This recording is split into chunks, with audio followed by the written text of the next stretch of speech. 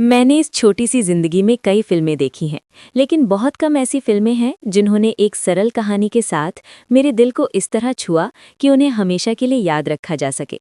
आज मैं आपको इस्लामी संस्कृति से जुड़ी एक खूबसूरत प्रेम कहानी सुनाऊंगा। आप पाएंगे कि आप इस वीडियो को एक सुकून भरे दिल के साथ समाप्त करेंगे। तो आज की कहानी एक इंडोनेशियाई फिल्म अस्सलाम अलैकुम बीजिंग के बारे में है।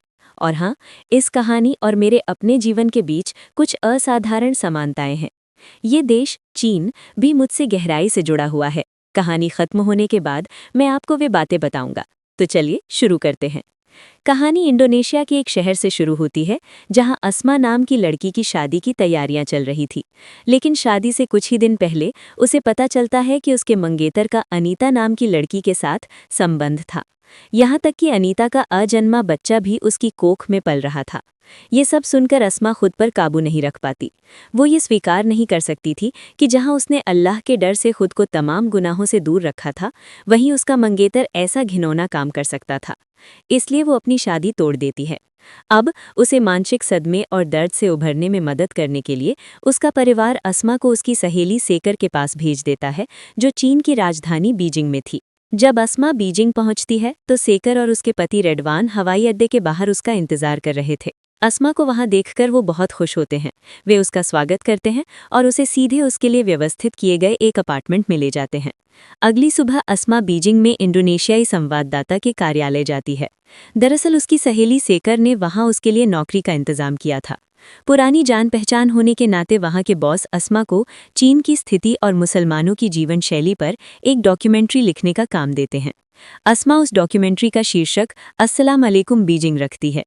बीजिंग की यात्रा के दौरान जानकारी जुटाने के लिए सेकर अस्मा के लिए एक गाइड का इंतजाम करती है, लेकिन दुर्भाग्य से किसी कारणवश गाइड पहले दिन अस्मा को लेने नहीं आ पाता। अस्मा और देर नहीं करना चाहती, इसलिए वो बीजिंग शहर घूमने के लिए अकेले ही निकल पड़ती है। हालांकि जब अस्मा बस में चढ़ती है तो वो उलझन में पड़ जाती है कि उसे किस स्टेशन पर उतरना है। यहीं पर जोंगवेन नाम का एक स्थानीय चीनी लड़का अस्मा की मदद करता है। उस दिन उनकी ज्यादा बात नहीं होती, लेकिन वैन मान लेता है कि अस्मा का नाम आशिमा है, क्योंकि आशिमा चीन की एक क्रांतिकारी महिला का नाम था। खैर, उस दिन के लिए वैन अस्मा को एक किताब भेंट करने के बाद उससे पहले वाले स्टेशन पर उतर जाता है। हालांकि वो उससे वादा करता है कि एक दिन वो उसे ये चीनी किताब पढ़कर सुनाएगा। रात में अस्मा अपनी सहेली सेकर के बारे में बताती है। वो बहुत मजा करते हैं। सेकर तो अस्मा की शादी वैन से ही कराना चाहती है। खैर, अगले दिन अस्मा अपनी सहेली के साथ घूमती है और डॉक्यूमेंट्री के लिए लिखना शुरू करती है। वो लिखती है, मैंने सोचा था कि इन गोरे चीनी लोगों के बीच मैं शायद एक पीच रंग के एलियन जैसी दिखूंगी, लेकिन नहीं, चीनी न केवल विकसित हैं, वे एक बहुत ही सभ्य राष्ट्र हैं।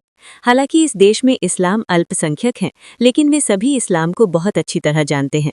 वे मक्का, मदीना और मोहम्मद PBUH को बहुत पवित्र मानते हैं। और इस देश में मेरी सहेली और मैं अकेले हिजाब पहनने वाली नहीं है, यहाँ कई अन्य मुसलमान भी रहते हैं। अगले दिन वो इन लेखों को एक ड्राफ्ट के रूप में अपने बॉस को सौंपती है। उसके बॉस को उसका लेखन बहुत पसंद आता है, इसलिए बॉस उस दिन अस्मा के लिए बीजिंग घूमने के लिए एक गाइड का इंतजाम करते हैं। अब अस्मा अपने गाइड सनी से मिलती है।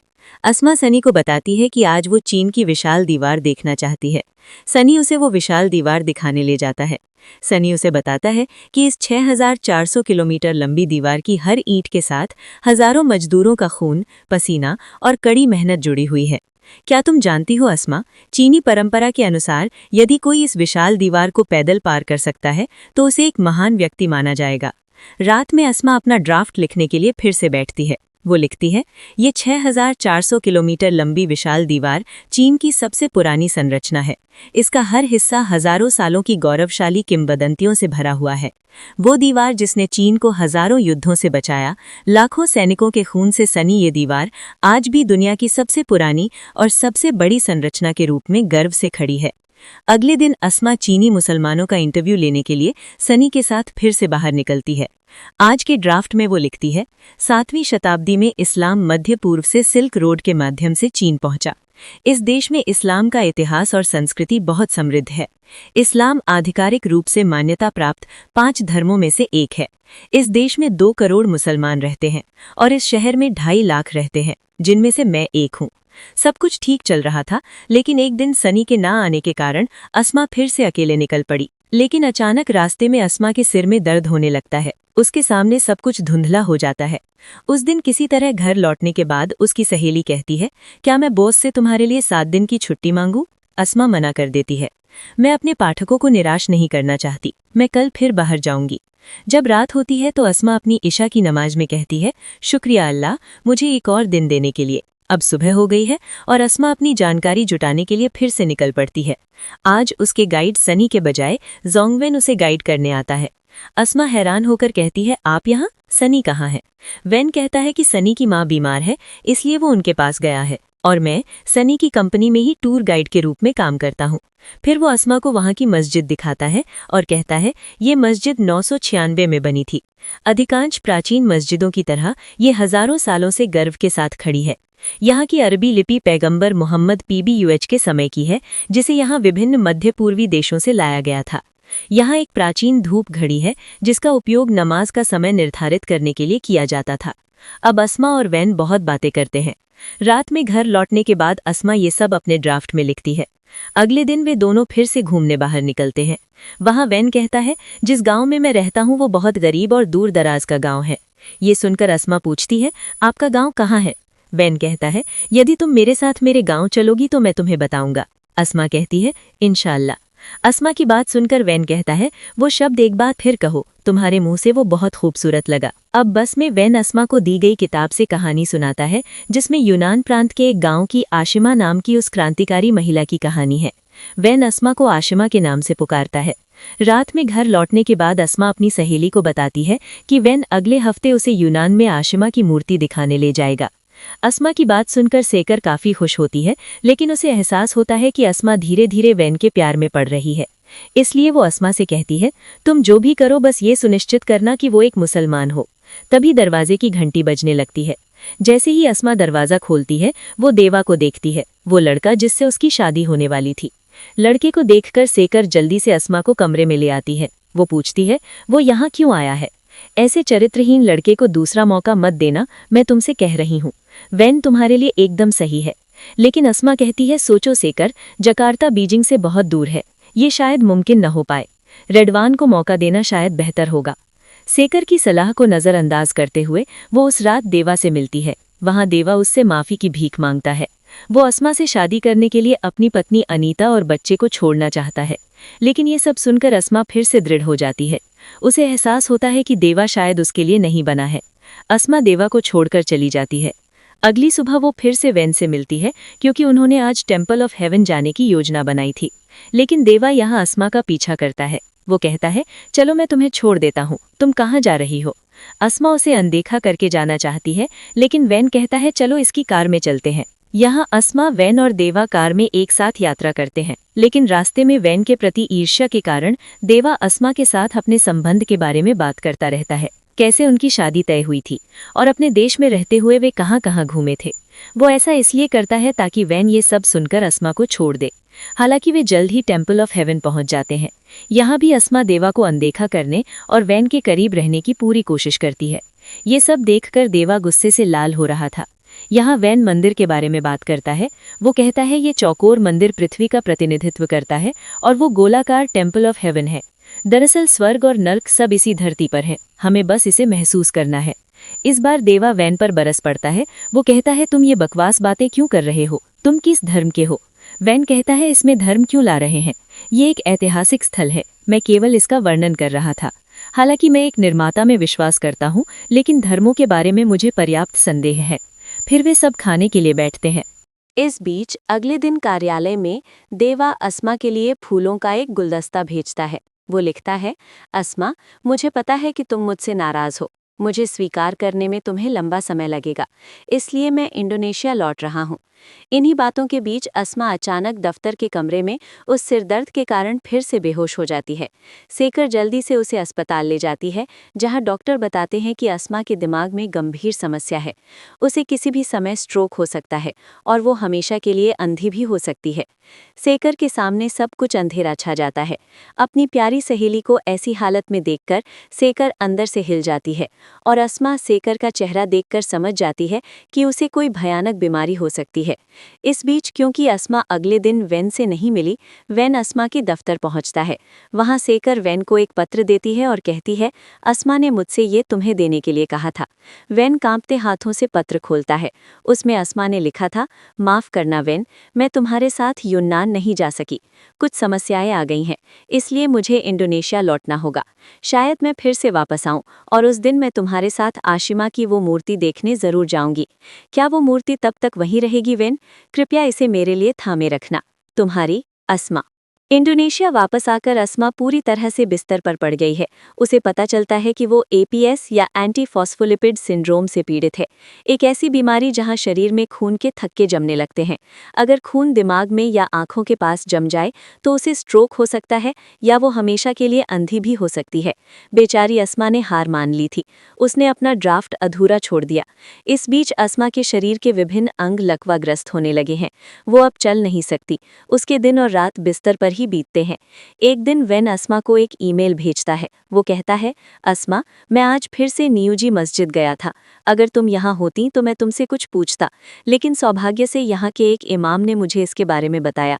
ये पैगंबर मोहम्मद PBUH के बारे में है, जिन्होंने अल्लाह की निकटता पाने के लिए अपने जीवन के सभी आराम और धन का त्याग कर दिया था। वो उनके दोस्त बन गए।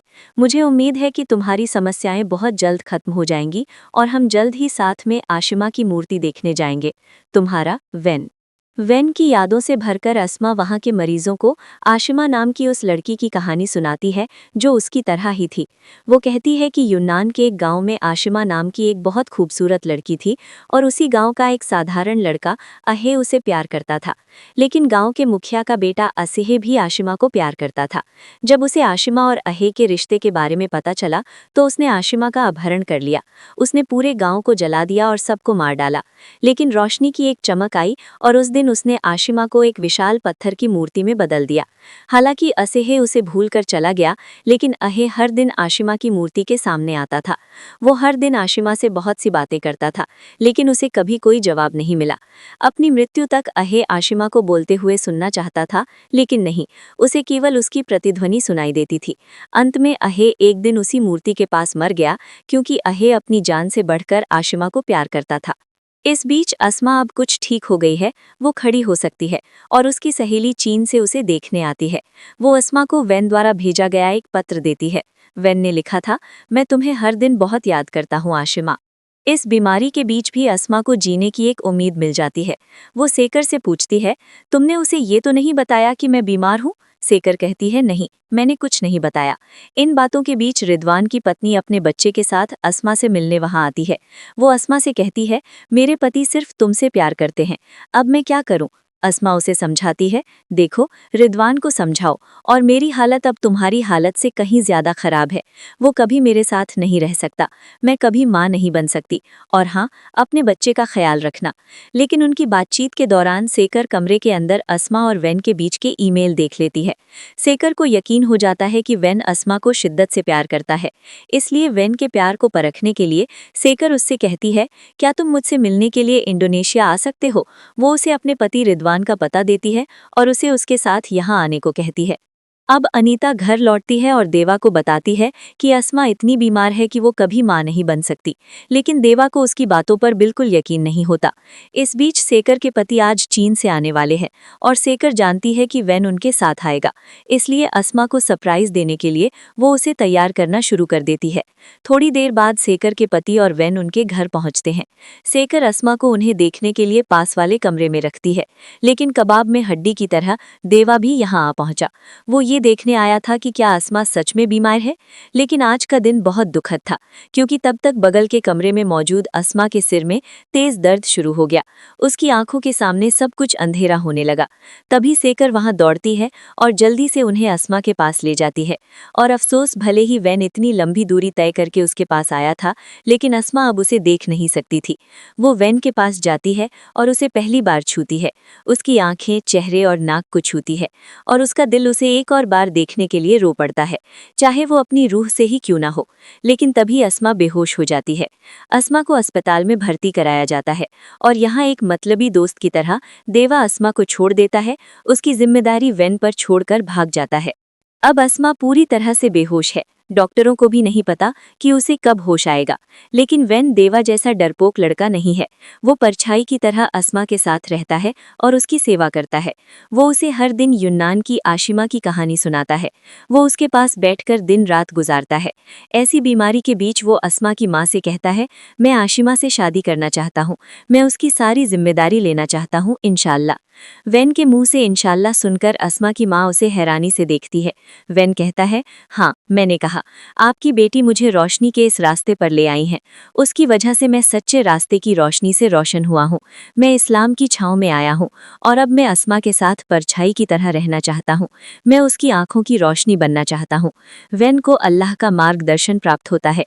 इस बीच अल्लाह के फजल से अस्मा भी थोड़ा ठीक होने लगती है। डॉक्टर कहते हैं कि हालांकि अस्मा को शुरुआत में आंखों की समस्या थी, लेकिन इस स्ट्रोक में उसकी आंखें बच गई हैं, लेकिन उसने बोलने की शक्ति खो दी है। वो फिर कभी नहीं बोल पाएगी। खैर, बोलने की शक्ति ना होने के बावजूद अस्मा अब धीरे धीरे बेहतर हो रही थी। एक दिन वो सेकर को लिख रही थी कि उसे वेन के इस जज्बाती प्यार पर बिल्कुल भी भरोसा नहीं है। अस्मा को लगता है कि वो वेन को कभी कुछ नहीं दे पाएगी। उसे डर है कि शायद वेन उस पर तरस खा रहा है। शायद कुछ दिनों के बाद वेन उसे छोड़ देगा। लेकिन वेन अस्मा के हाथ से ये लेखों वाला कागज ले लेता है। वो सब कुछ पढ़ता है और अस्मा से कहता है, हाँ, तुम सही कह रही हो, मुझे भी तुम्हारी तरह डर लगता है। मैं ये सोचकर डरता हूँ कि क्या मैं ऐसा व्यक्ति बन सकता हूँ जो तुम्हें खुशियों और जन्नत की राह पर ले जा सके। सच्ची मोहब्बत के लिए एक सही शरीर की ज़रूरत नहीं होती।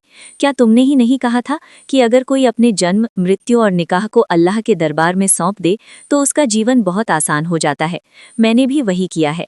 और तुम्हें पता है, जब मैंने अपनी ज़िंदगी में पहली बार कलमा शहादत पढ़ा था तो मुझे तुम्हारी बहुत याद आई थी। आशिमा, तुम मेरे लिए उस हिदायत का जरिया हो, तुम मेरी मशाल हो। मैं तुमसे निकाह करना चाहता हूँ आशिमा। क्या तुम मेरे साथ जन्नत की राह पर चलना चाहती हो? शायद अस्मा अपने दिल में बिल्कुल ऐसा ही कोई चाहती थी। शायद अल्लाह ने अस्मा के सब्र और पाकीज़गी का इनाम वेन को उसकी ज़िंदगी में भेज कर दिया है। अब अस्मा भी रोते हुए अपनी सहमति में सिर हिलाती है। कुछ ही दिनों में उनका निकाह पूरा हो जाता है। अब अपनी बात रखते हुए वेन आशिमा को वापस चीन ले जाता है। अब वो अस्मा को अपने परिवार से मिलवाता है। वेन एक अनाथ था। वो अपने चाचा और चाची के पास पला बढ़ा। उसने हिदायत की रोशनी, इस्लाम को अपने चाचा और चाची के साथ भी साझा किया है। वे भी अब इस्लामी है। अस्मा अब अपनी माँ को ईमेल के जरिए बताती है कि वेन के चाचा एक बहुत बड़े आयुर्वेदिक डॉक्टर हैं। वो उसे दिन में 3 बार लेने के लिए एक प्राकृतिक दवा देते हैं और वो दवा लेने से पिछले 5 महीनों से उसे सिरदर्द नहीं हुआ है। वो अब काफी स्वस्थ है। इस बीच वेन अब उसे आशिमा की वो मूर्ति दिखाने ले जाता है जो यूनान प्रांत में एक अलौकिक पर्वत के आकार की मूर्ति थी। उस मूर्ति के सामने जाकर वेन आशिमा से कहता है, जिंदगी में चाहे जो हो जाए आशिमा, मैं तुम्हें ऐसे ही प्यार करता रहूंगा। अब अस्मा अपने बेजुबान मुंह से आवाज निकालने की कोशिश करती है और अपने हाथों को हिलाकर वेन को कुछ समझाना चाहती है, लेकिन वेन अस्मा को रोकता है और कहता है, अस्मा, क्या तुम जानती हो, अहे भी आशिमा की मूर्ति के सामने आता था और हर दिन बात करता था। उसे कभी कोई जवाब नहीं मिला। मैं भी तुमसे कभी कोई जवाब नहीं चाहता। मैं जानता हूँ कि तुम मुझसे कितना प्यार करती हो। तुम मेरी अस्मा नहीं हो, तुम मेरी आशिमा हो। इस बीच कई और महीने गुजर जाते हैं और फिर एक दिन वेन को पता चलता है कि अस्मा अब गर्भवती है और अल्लाह के फजल से वे अब बहुत खुश हैं। और इसी के साथ आज की कहानी खत्म होती है। कहानी देखने पर आपको सिर्फ अफसोस होगा, क्योंकि इस दुनिया में ऐसा प्यार पाना सोने का हिरण पाने जैसा है। खैर, अब मैं अपनी कहानी संक्षेप में बताता हूँ। मैं खुद 2 साल तक चीन में था और अस्मा के एपीएस की तरह मुझे भी जीबीएस या गुइलियन बेरे सिंड्रोम नाम की बीमारी थी और अस्मा की तरह ही मेरे हाथ और पैर लकवाग्रस्त हो गए थे और मैं लगभग 9 महीने तक मौत के बिस्तर पर था। और हाँ, वेन की तरह मेरा भी कोई था, लेकिन हमारा अंत इतना फिल्मी नहीं था। देश आने के तुरंत बाद मैंने अपना फ़ोन खो दिया, जिसे मैं चीन से लाया था। मैंने सारे चीनी कॉन्टैक्ट्स खो दिए और अन्य देशों की तरह तब चीन में फेसबुक, व्हाट्सएप और ईमेल काम नहीं करते थे। क्योंकि ये चीज़ें काम नहीं करती थीं, मैं उस व्यक्ति से दोबारा कभी संपर्क नहीं कर सका। हम दोनों अपनी ज़िंदगी की लहरों में बहते हुए खो गए हैं। तो आज के लिए बस इतना ही। अल्लाह हाफिज़।